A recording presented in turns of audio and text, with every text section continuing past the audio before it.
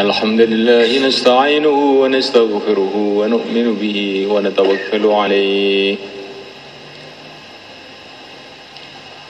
ونعوذ به من شرور أنفسنا من سيئات أعمالنا من يهديه الله فلا مضل له ومن يضلل فلا هادي له أشهد أن لا إله إلا الله وحده لا شريك له وأشهد أن سيدنا ومولانا وحبيبنا محمدا عبده ورسوله اللهم صل وسلم وبارك عليه وعلى آله وأصحابه والتابعين لهم إلى يوم القيامة أما بعد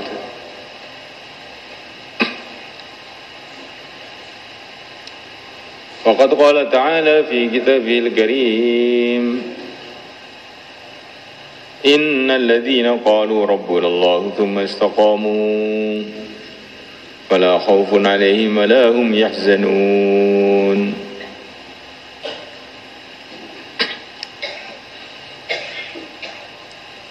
Hadirin yang dimuliakan oleh Allah, perkara yang paling penting yang perlu kita pikirkan, kita usahakan, kita prihatinkan siang dan malam adalah masalah iman kita ini. Bagaimana iman kita ini terjaga dan bagaimana iman kita ini meningkat sampai kita ini mati dalam keadaan iman yang sempurna. Allahumma amin. Kesuksesan yang sebenarnya, keberhasilan yang sebenarnya, kemuliaan yang sebenarnya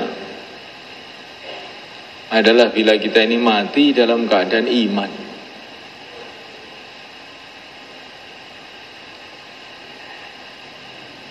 Mati dalam keadaan iman ini hadiah Allah yang Allah berikan kepada siapa saja yang Allah kehendaki.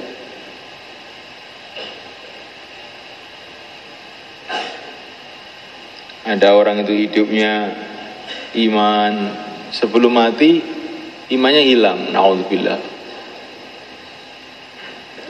Ada juga sebaliknya, orang yang hidupnya dalam keadaan kafir setelah mau mati mendapatkan iman.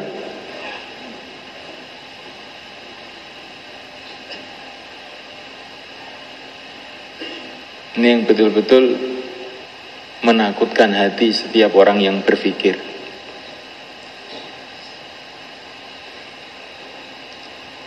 Tetapi subhanahu wa ta'ala, Allah subhanahu wa ta'ala memberikan kepada kita amalan-amalan, usaha-usaha yang bila kita kerjakan dengan sungguh-sungguh, zahir batin, insya Allah kita ini akan mati dalam keadaan iman. Pertama kali adalah syukur. Kita ini mesti merasa gembira jadi orang iman ini.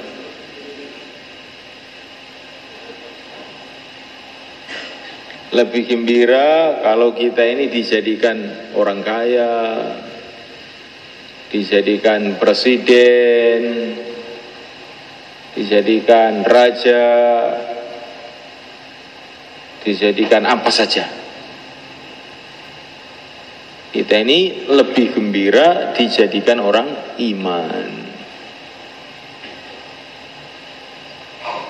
Seneng gitu, jadikan orang iman itu seneng gitu. Qul bi fadlillahi wa bi rahmatihi fa bidzalika falyafrahu.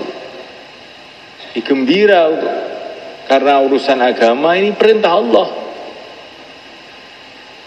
Jadi orang iman itu jangan sedih hanya gara-gara rumahnya bocor, sedih hanya gara-gara tidak punya uang, Terus kita ini merasa hidup kurang beruntung, nah nggak punya uang, nggak punya mobil, nggak jadi presiden. Jangan sampai kita begitu itu. Tapi kita ini dikasih iman oleh Allah, walaupun nggak dikasih apa-apa pun, kita ini merasa menjadi orang yang paling beruntung di dunia ini.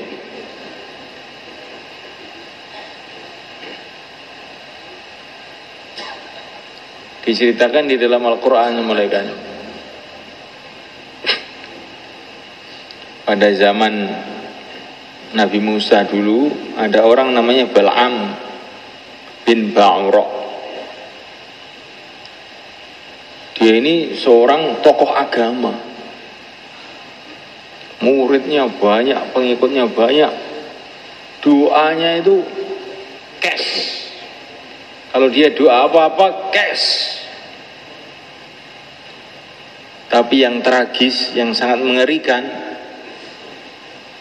pada akhirnya itu justru beliau ini memusuhi Nabi Musa, sehingga akhirnya mati dalam keadaan kafir. Namanya Bal'am bin Ba'ura. Ceritanya panjang.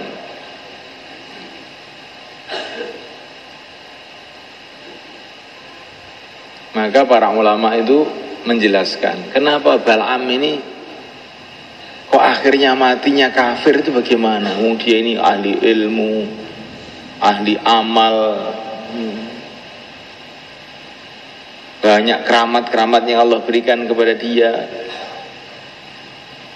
Kok akhir-akhirnya jadi kafir, lepas semua itu bagaimana?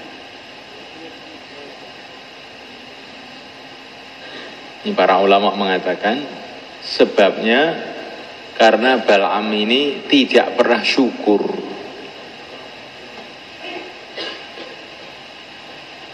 Tidak pernah syukur.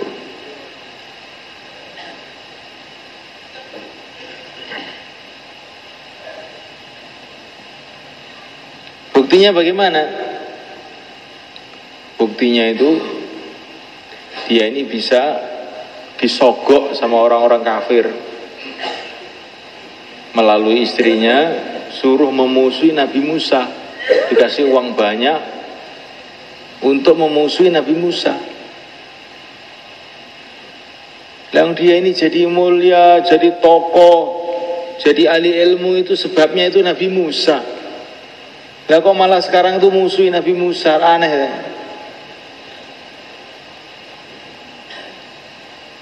Berarti dia ini tidak merasa syukur, dikasih iman, dikasih ilmu, nggak merasa syukur. Kalau dia seumpama syukur, seumpama dia ini syukur, Allah tidak akan lepas iman dia. Gitu kata para ulama. Karena janji Allah pasti, la in syakartum la azidannakum. Kalau orang itu syukur akan ditambah-tambah. Lah kok Bal'am ini kok nikmatnya dilepas semua oleh Allah? Karena kurang syukur.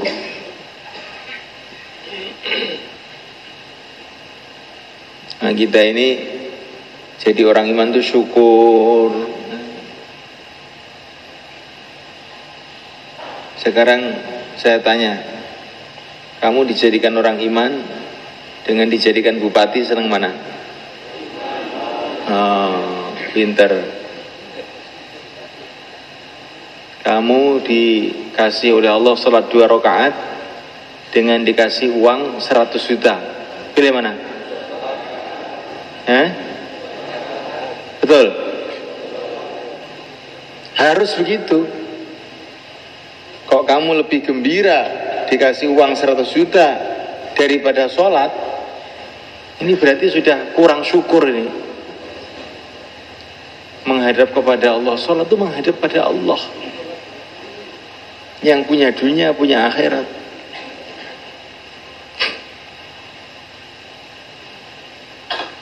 Para sahabat itu menghargai sholat itu luar biasa. Sampai orang-orang kafir itu tahu Namanya orang Islam tuh kalau dengan sholat itu sudah senangnya luar biasa. Maka ketika para sahabat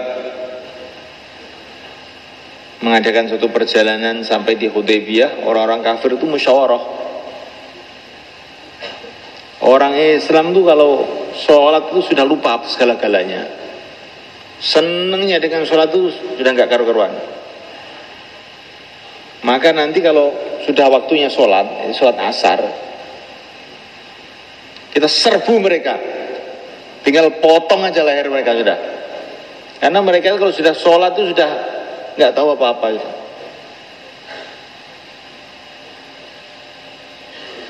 Maka akhirnya Nabi sholat asar, orang-orang kafir menyiapkan pasukan mau menyerbu. Tapi tiba-tiba Nabi menerima wahyu suruh siap-siap menghadapi orang kafir tadi. Sudah tahu Nabi. Ketika Nabi tahu orang-orang kafir datang tadi, maka beliau siap-siap menghadapi, maka orang kafir lari semua. Sudah tahu ternyata. Jadi maksud saya itu ingin memberi gambaran sampai orang kafir itu lo tahu. Kalau orang Islam itu dengan sholat itu Masya Allah senangnya itu. Orang kafir. Ini namanya mengamalkan agama dengan syukur. Nah, orang itu kalau mengamalkan agama dengan syukur, insya Allah akan meningkat terus.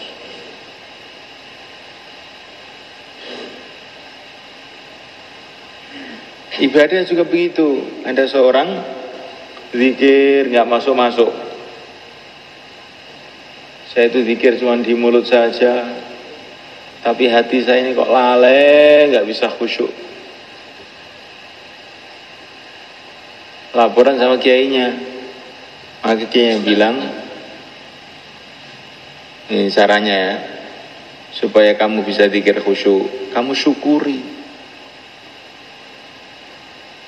Alhamdulillah, kok saya ini ditolong oleh Allah bisa zikir dengan mulut saya. Alhamdulillah, kok ada anggota tubuh saya yang digerakkan oleh Allah untuk zikir. Nanti kalau kamu syukuri zikir kamu dengan lisan itu, Allah ditambah. Otaknya jadi zikir, hatinya jadi zikir, seluruh anggota tubuhnya jadi zikir. Tapi kalau kamu mengeluh, maka nanti malah nggak bisa zikir belas. Saya itu baca Quran Ramadan ini kok rasanya di mulut masih pahit. Jangan bilang begitu. Disyukuri. Mulut biasanya gunjing orang aja kok, mulut kotor gitu, oleh Allah ditolong bisa baca Quran. Alhamdulillah bisa baca Quran. Nanti kan lama-lama jadi khusyuk baca Qurannya. Tapi kalau kita nggak syukuri, bisa-bisa nanti malah hilang, nggak masuk keranjisan malah. Maka Allah menyuruh kepada nabinya, Nabi Daud alaihissalam, "Ya'malu ala Dawud syukra wa qalilum min ibadiyasy syakur." Beramalah dengan syukur. Maka Nabi Daud itu orang yang terkenal sangat kuat dalam amalan. Dalam sejarah, ya seluruh para nabi itu kuat, tapi Nabi Daud itu memang luar biasa tuh kuatnya. Sehari puasa, sehari tidak puasa, seumur hidup itu. Kalau malam tahajud terus. Masih ngurus kerajaan lagi. Ditambah lagi, beliau ini tidak mau makan uang kerajaan. Beliau membuat baju besi dijual untuk makan beliau. Beliau nggak mau digaji ngurus kerajaan ini. Disuruh ibadahnya bisa-bisan, puasa, sholat, ngurus kerajaan, ngurus umat. ditambah lagi masih berkhidmat untuk dirinya sendiri, masih ada tambah lagi istrinya 100 lagi.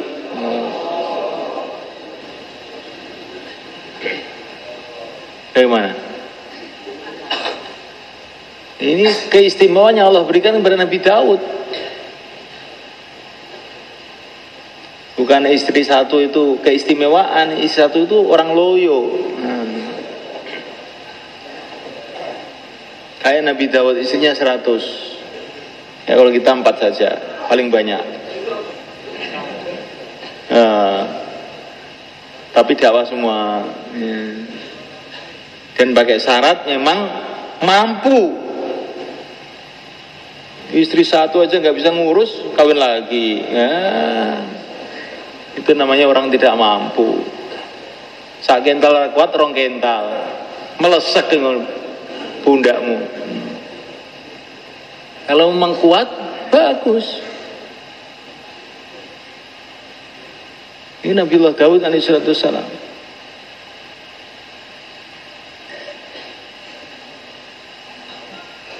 A'badu ahli zamanihi, orang yang paling kuat amalannya itu pada zamannya.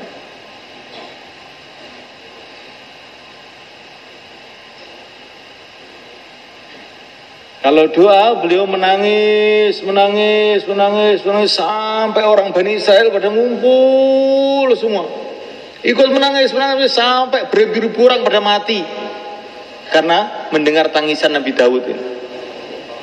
Ini ketangisannya itu kayak begitu.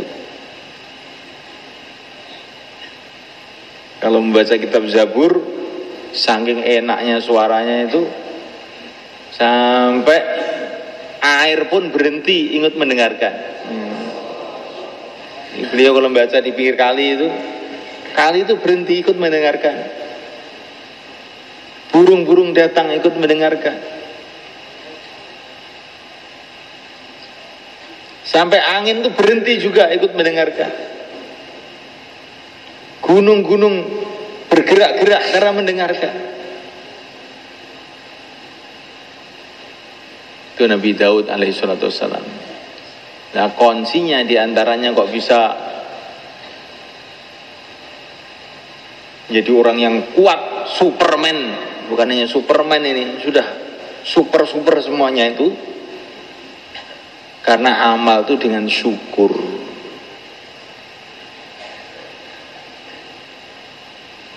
Orang itu kalau amal itu dengan syukur jadi kuat. Allah kuatkan. Orang dengarkan bayan kok ngantuk kayak begitu itu. Coba itu. Syukurnya kurang ya. Nunggu capek. Duduk yang bagus. Syukurnya kurang. Kakinya loyo, nggak kuat ngangkat kepala. Ayo, siapa yang syukurnya kurang?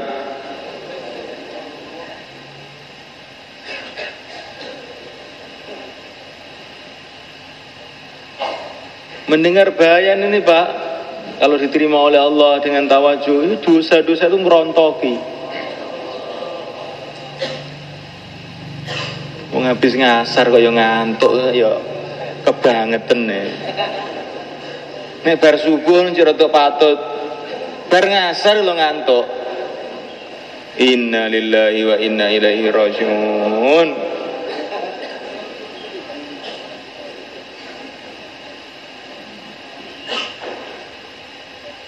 Jadi kita amal agama itu dengan syukur. Sholat dengan syukur, dakwah dengan syukur. Kalau hari jaulah itu hari syukur, Masya Allah. Ini hari ini akan kita adakan usahanya Rasulullah di masjid kita. Kita akan jaulah silaturahim, mengingatkan umat kepada Allah. Maka jaulah itu dengan syukur, senang.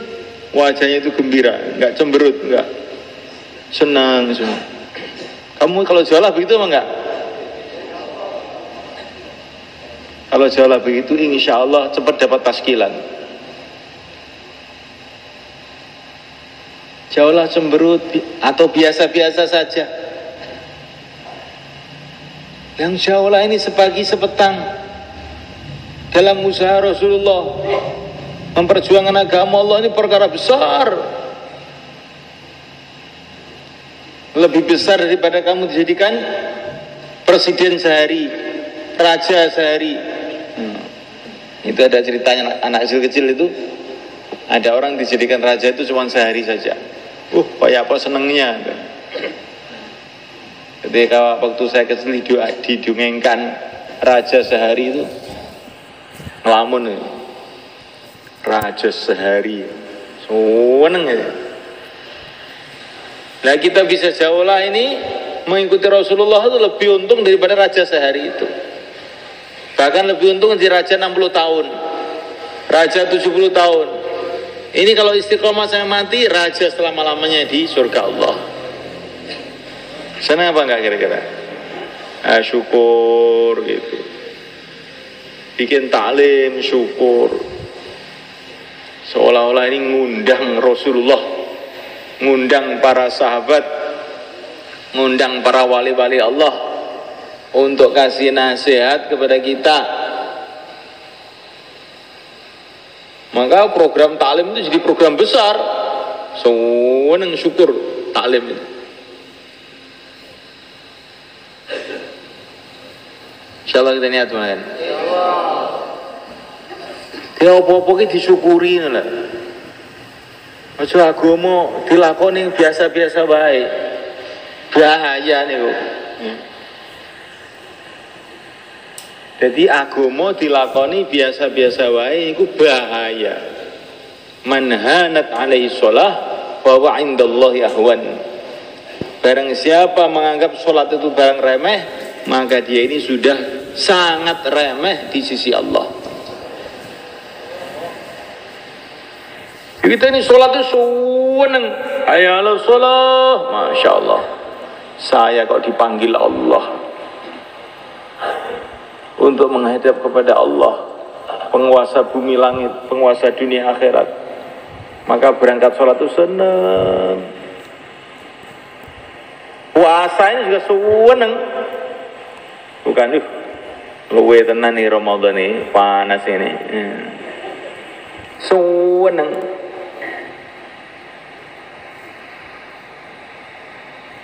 Allah Subhanahu wa ta'ala melarang kita untuk makan itu karena Allah menyediakan makanan yang sangat istimewa untuk kita. Allahumma amin. Allah Subhanahu wa ta'ala melarang kita untuk minum karena Allah Subhanahu wa ta'ala menyiapkan minuman yang sangat istimewa buat kita.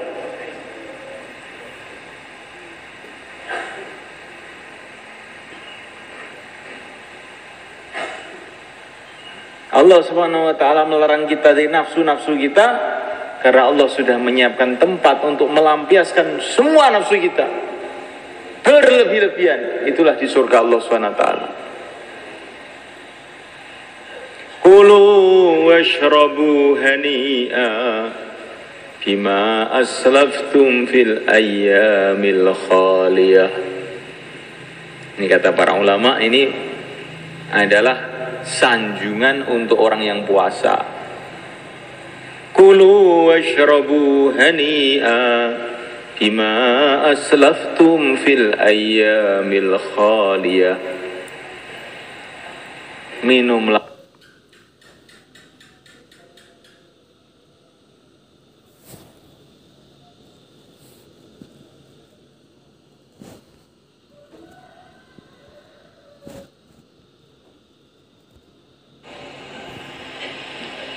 ini kamu dipanggil oleh raja besar, dipanggil ke istana, tiba-tiba ada pengumuman mulai pagi ini jam 7, jam 6 sampai zuhur semua tamu dilarang makan, dilarang minum.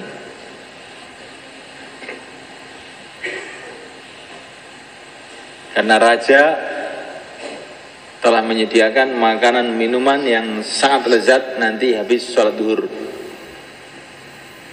Nanti kalau kamu makan minum sekarang, jadinya nanti kurang lezat. Begitulah kurang lebihnya puasa itu.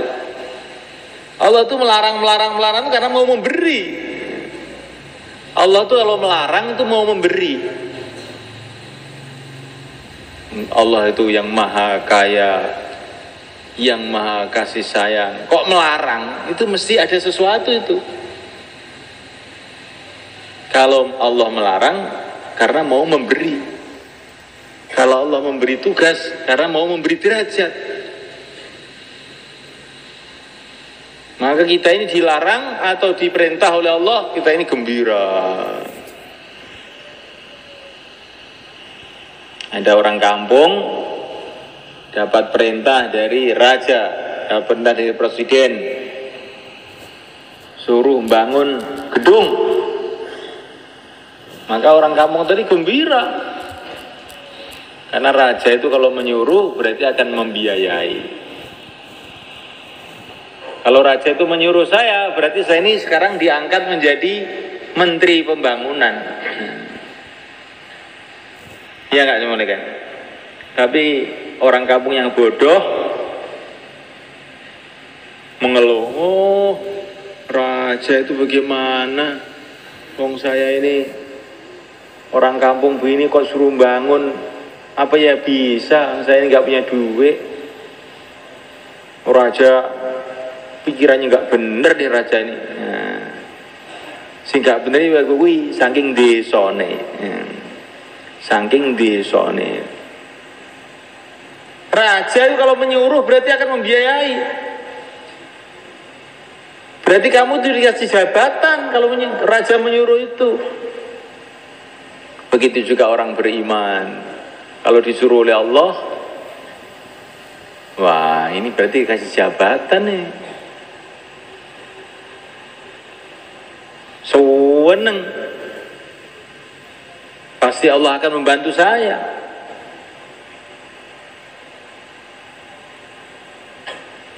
Insyaallah malaikat.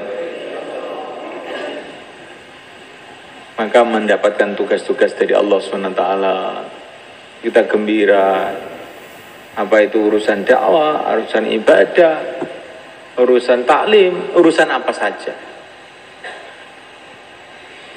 Yaitu yang dulu dirasakan oleh para sahabat. Maka Ala ibn al-Hadrami radhiyallahu ta'ala anhu mengadakan perjalanan dengan ribuan para sahabat.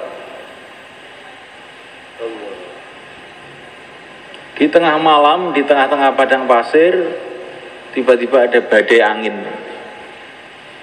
Sehingga kendaraan-kendaraan mereka, unta mereka, kuda mereka itu lari semua. Sehingga Ala ibn al-Hadrami dan teman-temannya itu sudah tidak punya apa-apa di padang pasir itu. Kudanya lari, untanya lari, sekaligus perbekalannya juga hilang semua sudah. Sehingga malam itu betul-betul mereka ini kebingungan. Sudah persiapan mati, ringkesnya begitulah. Kalau kita ini sudah mau kemana? Kok kendaraan nggak ada, makanan nggak ada, minuman nggak ada di tengah-tengah padang pasir. Ya siasat mati baik. Akhirnya mereka sholat subuh. Kebanyakan tayamum karena sudah tidak punya wudhu. Yang masih punya wudhu sebagian diimami sama Ala ibn al-Hadrami radhiyallahu ta'ala anhu.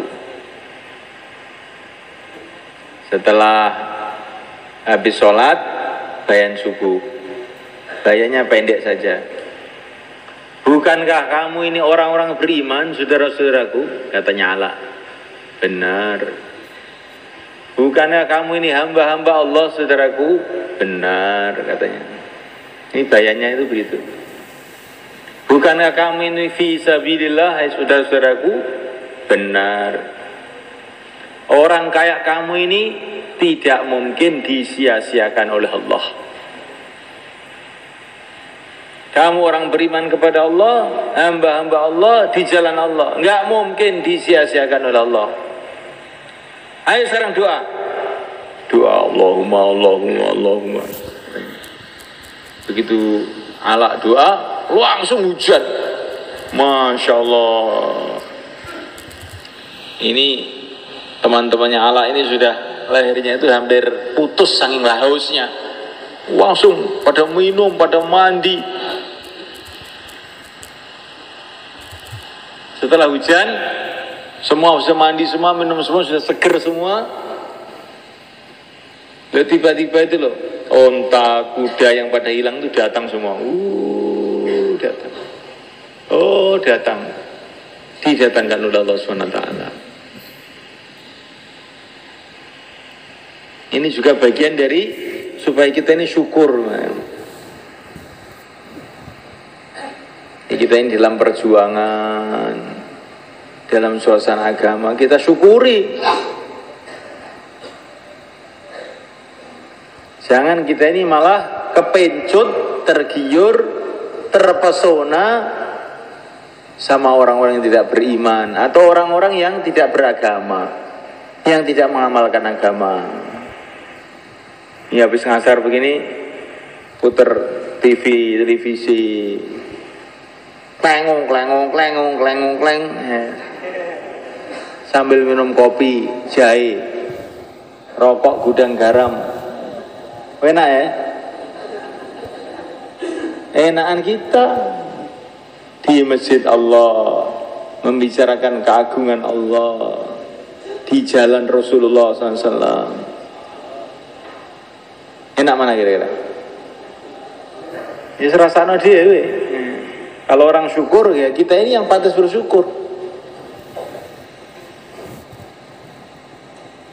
Orang kok klonteng kayak ketek saja, senengane joget, lunjak-lunjak. Lalu itu nggak ketek.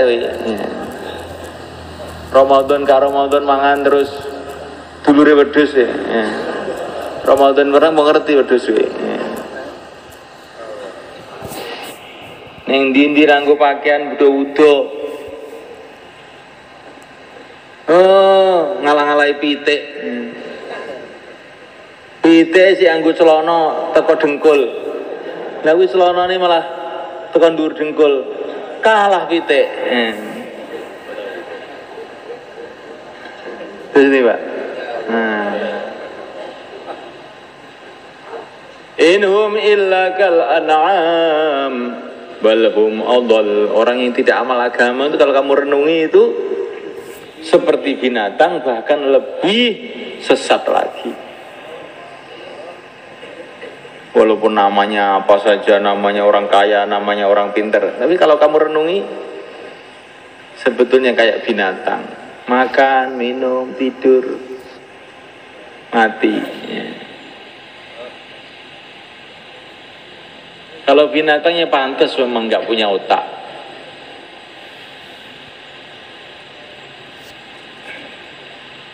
Anjing saja ini senantiasa setia kepada tuannya yang kasih makan.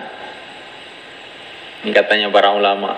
Anjing itu loh, dikasih makan tulang, dikasih makan bekas-bekas makanan busuk, seneng. Terus dia ini siap jaga di pintu gerbangnya tuannya. Ya sudah, kedinginan, kepanasan di situ aja nggak mau pergi. Jadi pukul pun ya di situ aja. Setia sekali ya namanya anjing itu. Nah ini manusia tiap hari dikasih makan oleh Allah, dikasih minum oleh Allah, dapat musibah sedikit aja lari dari masjid. Berarti pintar anjing apa pintar manusia kalau gitu itu. Nah, kenapa gak ke masjid? Masih repot ini. Anjing aja gak laporan repot. Manusia tiap hari dikasih rizki. Allah mengutus para nabi untuk membimbing manusia. Karena masalah sedikit aja gak ke masjid. Nah ini termasuk bagaimana ini jadinya ini? Semoga tidak termasuk kita. Allahumma amin. Jadi yang pertama kali untuk menguatkan iman, mengekalkan iman supaya iman ini tidak lepas, tidak hilang adalah sifat syukur.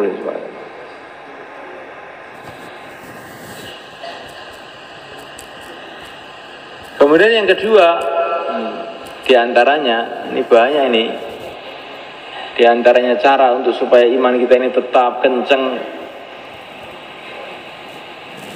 yaitu dengan berdoa.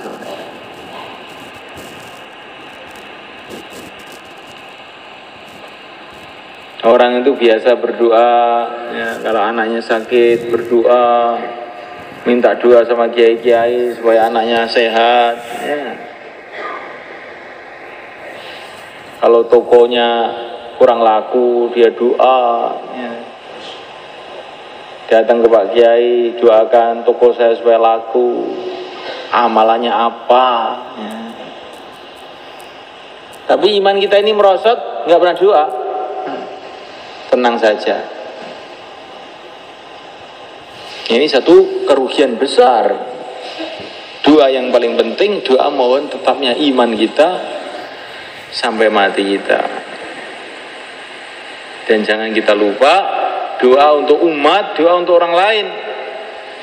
Karena kalau kita doa untuk orang lain, para malaikat akan berdoa untuk kita. Maka nanti waktu berbuka itu doa ini yang terpenting. Ya Allah, tetapkan iman saya, tetapkan Islam saya sampai akhir hayat. Itu ceritanya para ulama, Pak. Kalau orang sekarat itu tujuannya berat sekali itu.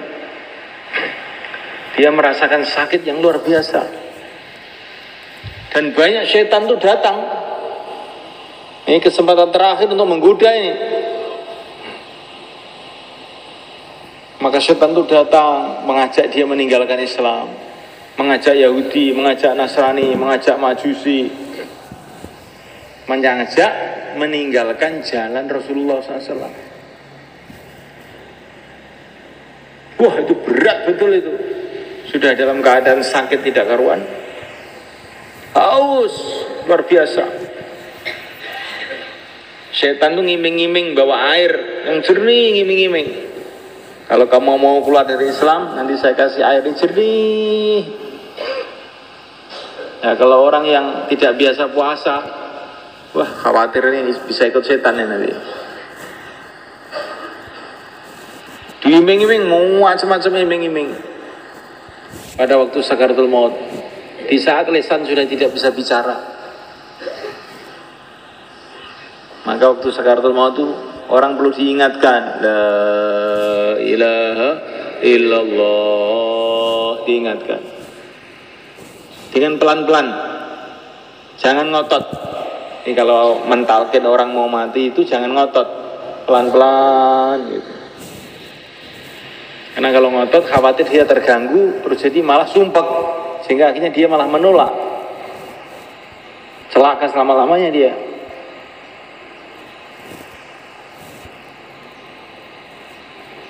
Maka kita senantiasa berdoa supaya Allah tetapkan iman kita, Islam kita sampai mati kita.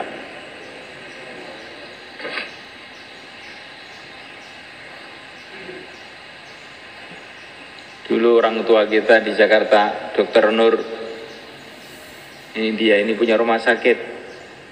Beliau ini sering cerita, saya ini ribuan orang mau mati tuh saya tungguin, saya punya rumah sakit.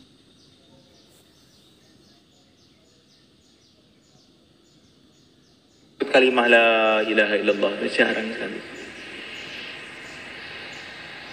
Menyebut Allah, Allah jarang sekali itu.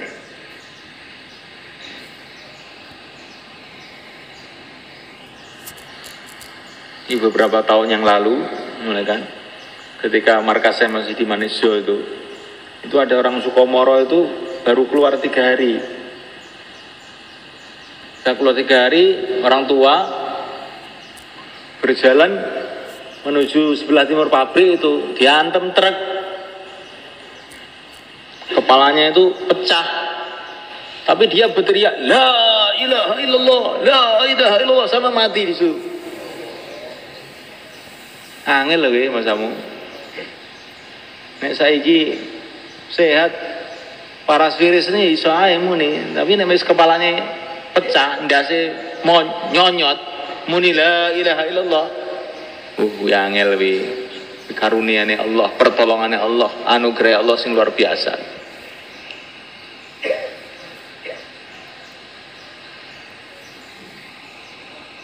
Kalau orang itu mati dengan membawa la ilaha illallah, akhir kalamnya la ilaha illallah, langsung ke surga. Orang iman, orang Islam, tapi akhir hayatnya tidak mengucapkan la ilaha illallah, satu saat masuk surga juga. Asalkan imannya masih tetap dalam hati. Tapi akhir hayat kok bisa mengucapkan la ilaha illallah, langsung ini. Gak usah mampir-mampir kemana-mana. Semoga termasuk kita. Kita doa ini akhir Ramadan ini, banyak doa ini. Tetapnya iman, tetapnya Islam. Dan di antara cara untuk mengekalkan iman, mengekalkan Islam kita ini, saya mulaikan dengan dakwah. Dengan dakwah sebenarnya. Karena orang itu kalau berpikir bagaimana imannya anak saya, imannya istri saya, imannya tetangga saya, imannya umat menjadi kokoh, maka insya Allah iman dia sendiri akan dikokohkan oleh Allah.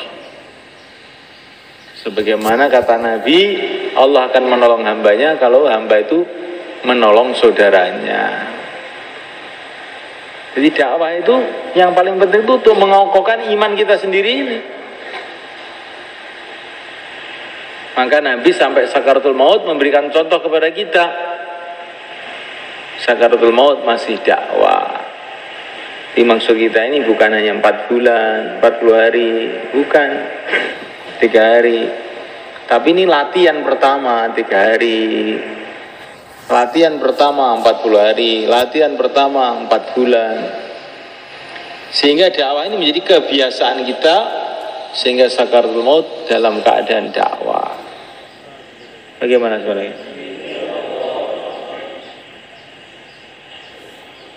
Dan kalau kita ini sakaratul maut dalam dakwah, ya, maka kata Nabi, kurang lebihnya mafhumnya, kalau orang itu mati dalam membela agama, dia dihitung terus beramal sampai hari kiamat. Ini kelebihannya apa? Kalau orang itu dakwah terus memperjuangkan agama sampai mati dalam memperjuangkan agama, bukan 4 bulan ini, sampai mati memperjuangkan agama, maka dihitung amal terus sampai kiamat.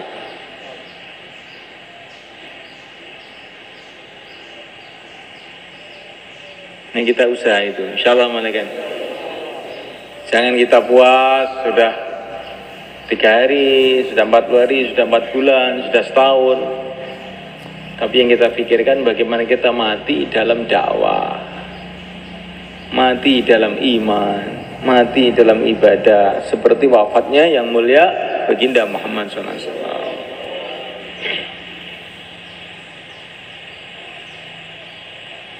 Masih banyak sebenarnya ceritanya sebenarnya kan. Ringkasnya sebenarnya kan, semua sunnah Nabi, semua amalan Nabi itu akan menguatkan iman kita. Maka jangan sampai ada satu amalan pun kita tinggalkan. Apa yang bisa kita kerjakan, kita kerjakan. Wa in tuti'u tahtadu. Kalau kita ikut Nabi dapat hidayah. Kalau dapat hidayah, ya imannya jadi kekal, imannya jadi tetap, jadi kokoh. Saya tuh bisanya ini, ya sudah kamu kerjakan apa yang kamu bisa. Makan cara sunnah, minum cara sunnah, pakaian cara sunnah.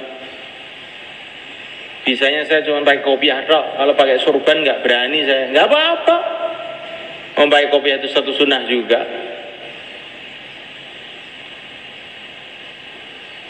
Bisanya saya itu hanya bisa pakaian koko. Tapi kalau suruh pakai komis nggak berani. Ya pakai koko, tapi jangan ada gambar John Lennonnya. Itu pelajar-pelajar istilahnya itu.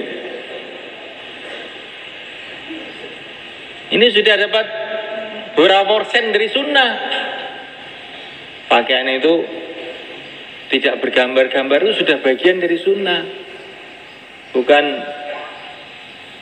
Sudah komis juga tidak, malah kaosnya pakai John Lennon. Nah ini kita ini malah rugi besar. Saya ini kalau disuruh 4 bulan ini nggak kuat. Ya 40 hari. 40 hari saya ini belum bisa. Ya 3 hari. 3 hari belum bisa juga. Sehari semalam itu juga belum bisa juga. Etika pola markas terawih 20 rakaat. Insyaallah malakan. Itu juga belum bisa. Senang saja bisa nggak? Senang pun sudah dapat pahala. Iya, kalau itu bisa saya. Nah, senang itu kan nggak bayar. Nggak repot, kayaknya saya senang. Kalau betul-betul senang kamu nggak pulang. Kalau betul-betul senang nggak pulang.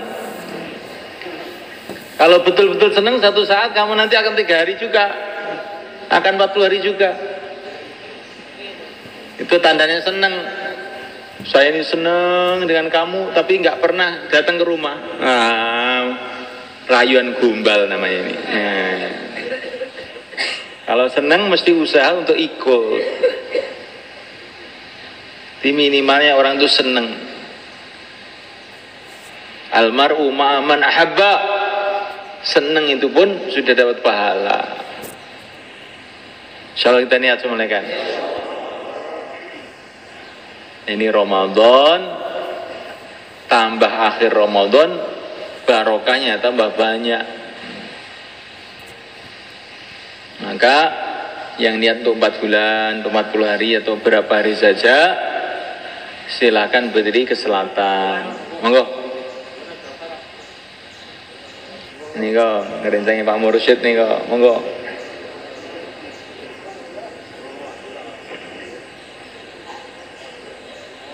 Yang 4 bulan, 40 hari, tambah masa, sisa masa, 10 hari akhir Ramadan. Ya, monggo.